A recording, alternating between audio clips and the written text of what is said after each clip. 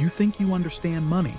You think it's something you work for, chase, negotiate, plan, calculate.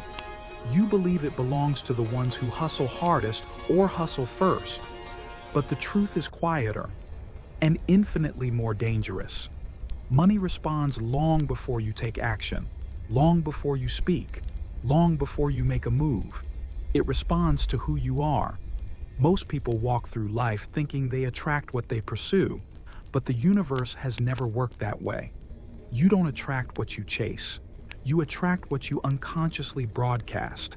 And every single one of us, whether we admit it or not, walks around emitting a signal, a silent frequency, a presence that enters the room before our footsteps do. Some call it intuition. Some call it energy. I call it your aura. And whether you know it or not, your aura negotiates your fate before your words ever open their mouth. Let me tell you a story. There was a man, ordinary in the eyes of everyone who knew him. He worked, he struggled, he dreamed, just like everyone else. But no matter how much effort he poured into his life, things slipped through his fingers. Money left as fast as it arrived. Opportunities dissolved the moment he reached for them. People listened to him, but never truly heard him.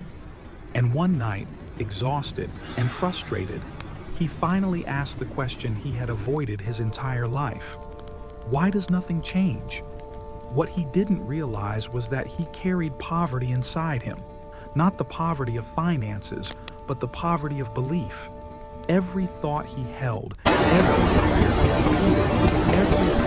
doubt he whispered to himself, all of it formed a frequency around him. One he wasn't aware of, but one everyone else could feel. His aura spoke louder than his voice.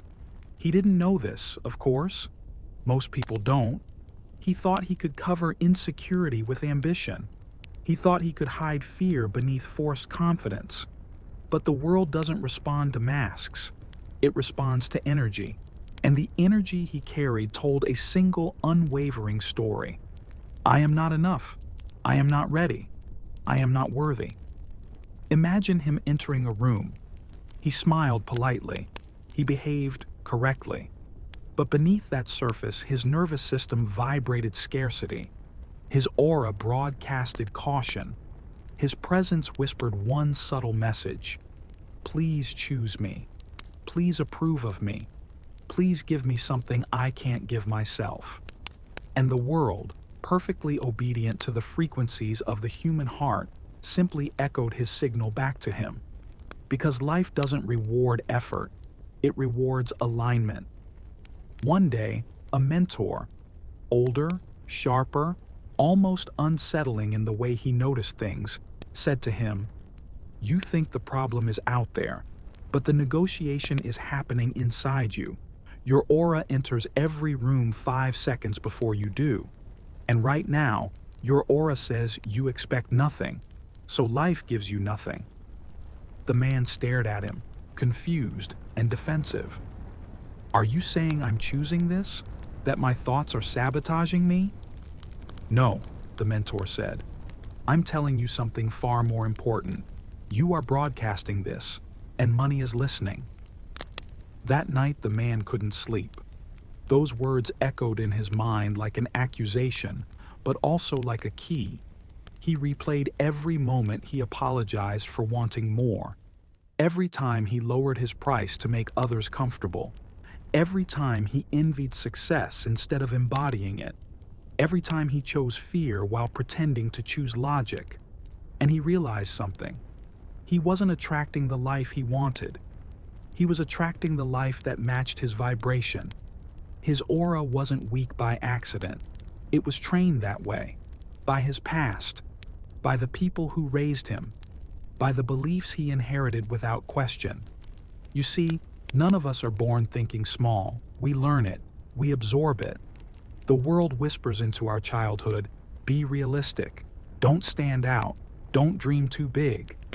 And slowly, secretly, the signal of abundance fades into the signal of survival. The man finally understood. If he wanted wealth, he didn't need a new job. He didn't need better timing. He didn't need luck. He needed a new signal. Your aura is not mysticism.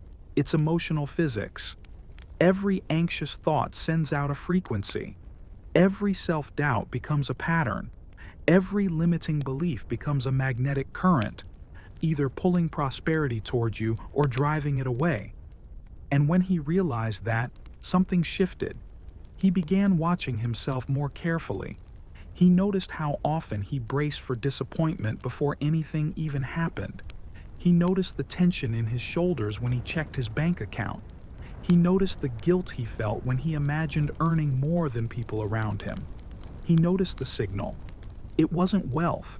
It wasn't confidence. It wasn't readiness. It was fear dressed as humility. And the world mirrored it perfectly. But awareness is a powerful thing. Once you see the signal you're sending, you can change it. You can retrain it. You can rebuild the frequency you broadcast to life. And that was the moment his story truly began. The moment he understood that wealth doesn't start in your wallet, or your work, or even your opportunities. It starts in the field around you. It starts in the part of you that speaks without words.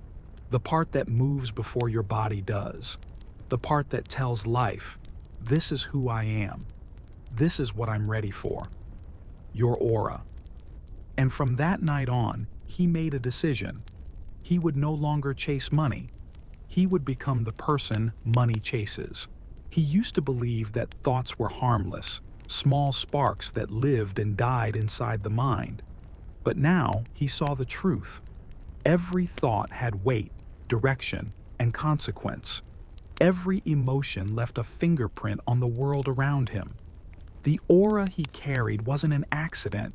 It was an accumulation, a collection, a silent archive of everything he had ever felt, feared, or accepted as true. He began noticing something strange. Whenever he woke up heavy, with doubt, with irritation, with quiet frustration, the world around him mirrored it instantly. People spoke to him differently. Opportunities slipped away in ways that felt almost intentional. Even strangers seemed to sense something was off. And on the rare mornings when he woke with calm certainty, when he felt even for a moment the possibility of abundance, life reacted just as quickly. A random message, a new idea, a sudden moment of clarity. He had spent years trying to change his life through action, but now he understood something deeper. Action was the last step. Energy was the first. He realized he had been living as two different selves, the one he pretended to be and the one he truly was when no one watched. The world didn't respond to the version he projected. It responded to the version he returned to in silence, the version whose feelings never stopped broadcasting. He began dissecting his inner world, tracing every emotion back to its root. Why did money make him tense? Why did he shrink when someone spoke confidently? Why did he secretly envy those who succeeded faster? The answers came slowly but undeniably. He had been trained to think small, conditioned to expect less, rehearsed into the belief that abundance was reserved for other people. And the most dangerous part? He didn't even know he believed these things. His aura knew them. His body knew them. His results knew them. But his conscious mind was blind to the architecture beneath its own thoughts. So he dug deeper. He realized that every belief, no matter how old, still lived inside him as a vibration. The memory of being told, money doesn't grow on trees. The shame he felt when he asked for something as a child. The guilt of wanting more. The fear of disappointing others by rising above them. All of it had stayed. All of it had shaped him. And all of it had been quietly coding the frequency he carried into every room. He began to see his aura like a muscle, one that had been shaped by repetition. Every time he doubted himself, the muscle weakened. Every time he apologized for being ambitious, the signal dimmed. Every time he compared himself to someone else, his field contracted, tightening around him like a shell too small for who he wanted to become. But what shocked him most was the realization that faking confidence changed nothing. He could smile, posture, rehearse positive words, but his aura, his real signal, never lied.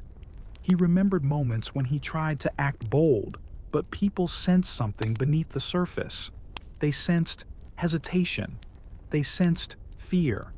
They sensed inconsistency. Humans, he realized, were far more intuitive than they pretended to be. They didn't respond to his claims, they responded to his vibration. So he stopped pretending.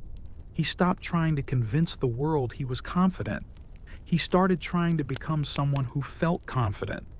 Every day he began observing himself like a scientist monitoring an experiment. What thoughts triggered tension? What memories pulled his energy downward? What habits made him shrink? And more importantly, what thoughts expanded him? What moments made his chest feel open, warm, alive? He noticed that when he imagined a future where he was thriving, truly thriving, his body tensed as if something was wrong.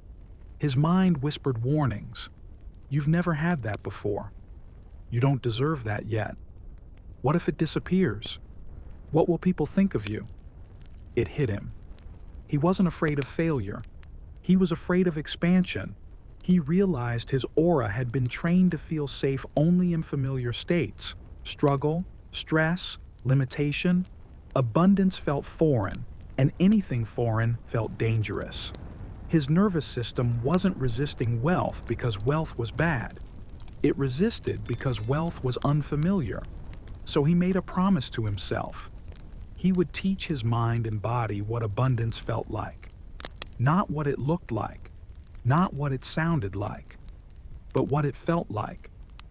He began practicing small emotional shifts, letting his body relax instead of brace, letting his breath deepen instead of tighten, letting himself imagine a future where everything worked out without waiting for evidence. It felt unnatural at first, like speaking a language he had forgotten. But with every repetition, something inside him softened, something strengthened, something aligned. He started noticing new patterns. When he held even a few seconds of genuine gratitude, his chest warmed, and people responded to him more openly. When he walked with a quiet sense of worthiness, others seemed to notice without knowing why. When he held the emotion of, I am enough, he found himself thinking clearer, speaking clearer, moving clearer. His aura was changing, slowly, subtly, steadily, like the sunrise that looks motionless but transforms everything with time. It grew brighter, stronger, sharper, more precise. It wasn't loud. It wasn't arrogant. It wasn't forced. It was simply aligned. He realized something powerful. Wealth doesn't come to those who chase it. It comes to those who match its frequency. He wasn't trying to manifest money. He was recalibrating his entire being to stop repelling it. For the first time in his life, he understood the mechanics behind the invisible. Energy wasn't an idea. It was a discipline, a language, a daily choice. And now, every moment he spent rewiring his emotional habits was shaping a new aura, one that money, opportunity, and people could actually feel drawn to. He wasn't becoming a different person. He was becoming the person he was always meant to be, buried beneath layers of inherited fear. And as his inner world shifted, the outer world began to stir, quietly at first, like a distant signal searching for a new frequency. Something was coming. Something had already begun. He didn't wake up one morning magically transformed. Change never arrives as a miracle. It arrives as a confrontation. And the confrontation always begins with the oldest, loudest, most familiar version of yourself. That version of him did not go quietly. It clung to him in the morning when he opened his eyes. It whispered in his ear every time he imagined a bigger life. It tightened his chest at the thought of earning more than his parents ever dreamed. It warned him, begged him, guilted him. Don't change. Don't outgrow what you were taught. Don't become someone the people around you won't recognize. He didn't realize it at first, but he was fighting a ghost, the ghost of his old identity. A version of himself built from the expectations of others, shaped by fear, sculpted by scarcity, reinforced by years of repeating the same emotional patterns. This ghost had lived inside him so long it felt like truth. But the moment his aura began to shift, the ghost pushed back. One afternoon, while sitting alone, he felt a sudden surge of doubt. For no reason at all. He questioned his progress. He questioned his dreams. He questioned the new confidence that was beginning to rise in him. It felt like the universe testing him. But the universe wasn't testing him. His past was. His conditioning was. The old self was fighting for survival. He realized something unsettling yet liberating. Transformation wasn't just about adding new beliefs. It was about killing old ones. He had to confront the memories that shaped him. The childhood moments when he was told not to want too much. The teachers who warned him that ambition was dangerous. The relatives who laughed when he said he would one day be successful. The friends who said, "People like us don't get rich." Those ideas hadn't disappeared with time. They had taken root, and roots don't vanish. They must be pulled. So he began the excavation. He sat down and wrote every belief he had about money, success, worth, and identity. The list terrified him. It wasn't a list of thoughts. It was a list of inherited fears. None of them were truly his. They belonged to people who had never lived the life he wanted, yet had shaped his world as if they were experts in a future they had never seen. He felt anger. He felt grief. He felt betrayal. But more than anything, he felt clarity. He finally understood why he kept sabotaging himself, why he hesitated, why he retreated when opportunities came close, why he apologized for wanting more. His aura wasn't weak, it was loyal to an outdated identity. And now he had to break that loyalty. He took a deep breath and made a declaration to himself, one that felt strangely rebellious. I do not need to be the person I was taught to be. I am allowed to outgrow my past. At first, the words felt uncomfortable. His body resisted. His mind argued. His breath tightened. But he kept repeating them every day, not with fake confidence, but with raw honesty. And slowly, things inside him began breaking, snapping, cracking, falling away like old branches that no longer served the tree. He stopped apologizing for his ambition. He stopped lowering his voice when he talked about his goals. He stopped pretending he didn't want more from life. And the world reacted immediately. Some people pulled away from him. Some made subtle, jealous remarks.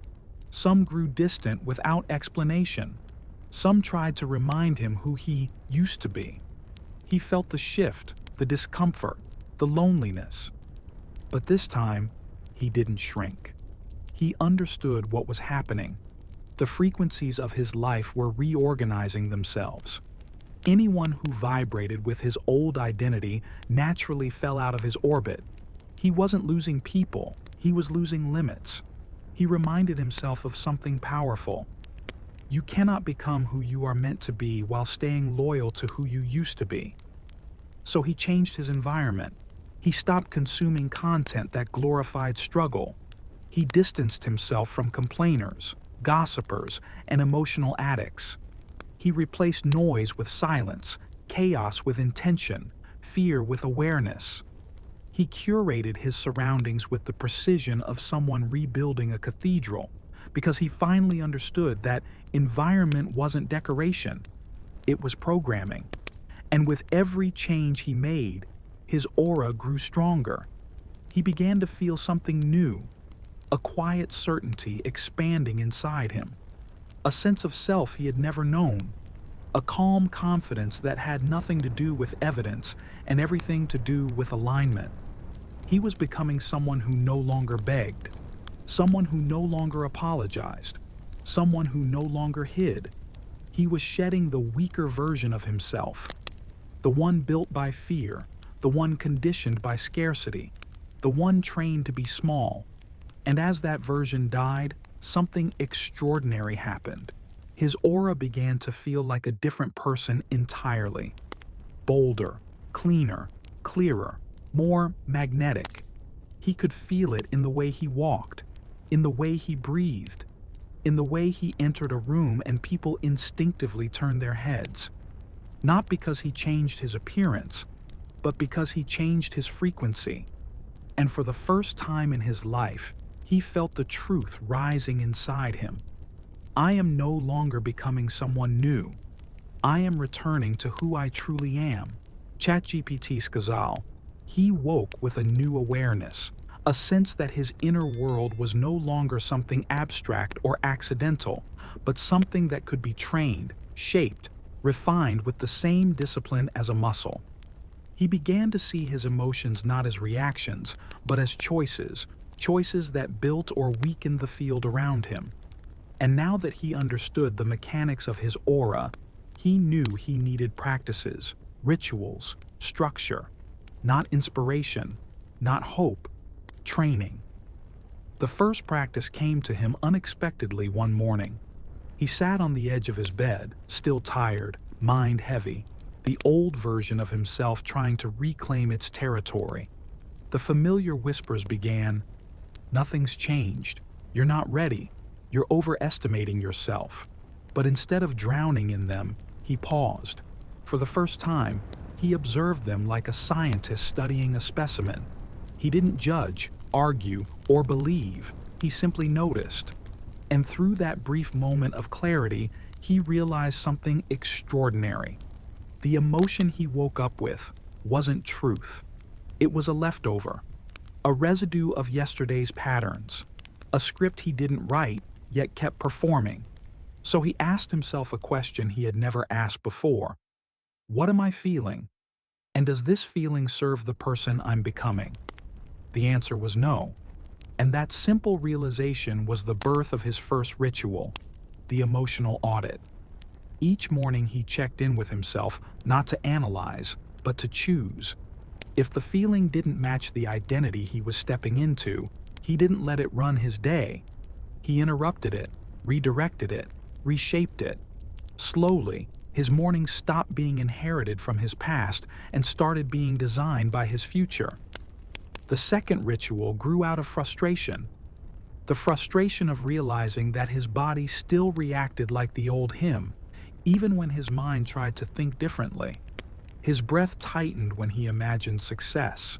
His stomach clenched when he visualized abundance. His shoulders tensed when he pictured himself speaking with confidence. It wasn't resistance, it was unfamiliarity.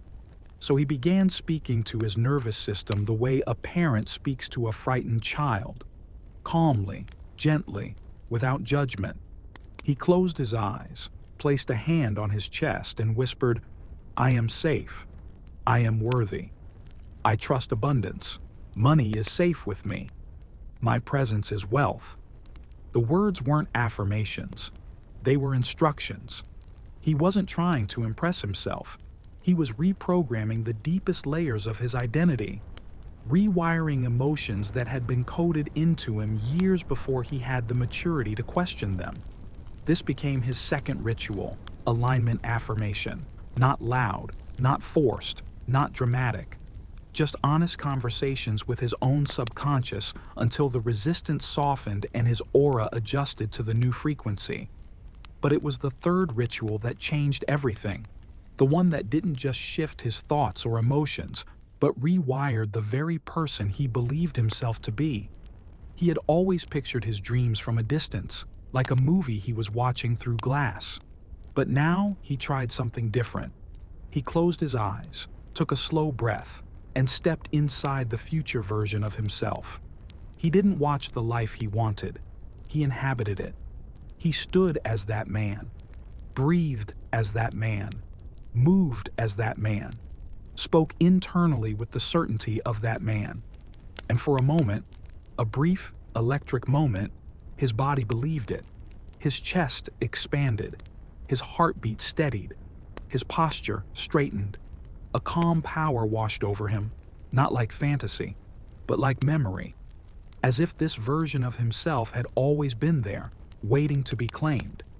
This became his third ritual: internal visualization, not imagining success, becoming the one who already had it. And then came the most surprising ritual of all, a technique he stumbled into by accident. Before an important call, he sat still, closed his eyes, and imagined the moment as if it had already happened perfectly. He felt the relief of success, the quiet pride, the certainty of everything going right. And when he opened his eyes, he didn't feel nervous. He felt finished. The outcome wasn't something to chase anymore. It was something he was stepping into. He had discovered energetic pre-play, rehearsing the emotional outcome before reality caught up. The more he repeated these practices, the more his aura sharpened. It no longer flickered between doubt and hope. It held steady like a tuned instrument. People began responding differently to him, though they couldn't explain why. Conversations flowed easier. Decisions felt cleaner. Opportunities appeared with less effort, drawn to the coherence of someone fully aligned. He learned another truth through experience, not theory. Wealth does not come to the loudest person in the room. It comes to the most consistent. So he became consistent. He practiced emotional hygiene the way others practice physical hygiene. He cleared old beliefs the way others cleared clutter. He shaped his internal state with the precision of someone forging a weapon. He trained his aura daily, quiet devotion, invisible effort, relentless refinement, and with time, something shifted in him so subtly he barely noticed it. Until one moment, standing in front of a mirror, it struck him. He felt like someone he trusted, someone reliable, someone grounded, someone powerful without forcing it. He felt like the future version of himself wasn't in the future anymore. He was becoming him. And the world, sensing the shift, feeling the energy, reading the signal, began quietly rearranging itself around this new identity. Opportunities he once ran after now seemed to drift toward him. People who never noticed him suddenly paid attention. Doors that had been shut opened with a gentle push. His aura had changed, and now reality was following. He didn't realize at first that the world had begun to rearrange itself. The changes were subtle, almost invisible. A message from someone he hadn't spoken to in years. A stranger offering help without being asked.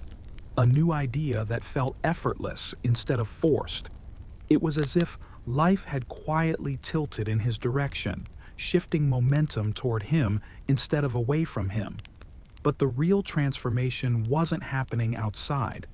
It was happening in the atmosphere around him, in the field he carried, in the aura he had been training day after day, breath after breath, moment after moment. He had spent months breaking old beliefs, rewriting internal patterns, shedding outdated versions of himself like a snake sheds its skin. He had learned to feel abundance instead of chase it, to embody confidence instead of imitate it, to choose alignment instead of anxiety. And now, without fanfare, without warning, he began to understand the deepest truth of all. Your aura becomes your identity, and your identity becomes your destiny.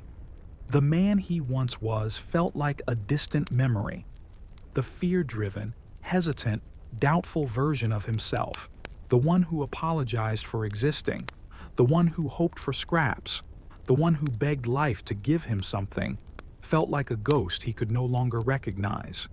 His posture had changed. His tone had changed. His pace had changed. Even the way he took up space in silence had changed. He no longer walked into rooms hoping to be chosen. He walked into rooms knowing he belonged there, and people felt it. They couldn't explain it, but they sensed something powerful, something stable, something quietly commanding. It wasn't arrogance. It wasn't ego. It was alignment, the unmistakable presence of someone who had stopped negotiating with their worth. One evening, while standing in front of the mirror, he realized he no longer saw a man trying to become wealthy. He saw a man who already felt wealthy, internally, emotionally, energetically, not because of numbers in an account, but because of the calm certainty pulsing through his field. A certainty that whispered, "More is welcome, more is safe, more is inevitable." He finally understood why so many people chase wealth for years and never touch it. They try to climb mountains with the vibration of someone who still lives in a valley. They try to attract abundance while radiating fear. They think effort alone will save them, when in truth, effort is powerless without energetic alignment. He had been that person once.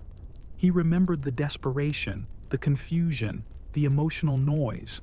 He remembered planning goals while doubting them. He remembered repeating affirmations his body didn't believe. He remembered forcing confidence while quietly vibrating scarcity beneath his skin. But now he did not chant abundance. He embodied it. He did not visualize confidence. He moved like confidence. He did not hope for wealth. He aligned with wealth. The difference was everything. One afternoon, he was invited to a meeting with a group of people he once considered completely out of his league. As he walked into the building, he felt something remarkable. No tension, no fear, no need to prove himself. His aura carried him like an invisible shield, steady and unshakable. He sat at the table, listened, spoke when he felt called to speak, and the room leaned in. They didn't know his full story. They didn't know the years he spent fighting himself. They didn't know the internal battles he had won. But they felt something undeniable. This man is grounded. This man is certain. This man knows who he is. And opportunities unfolded effortlessly.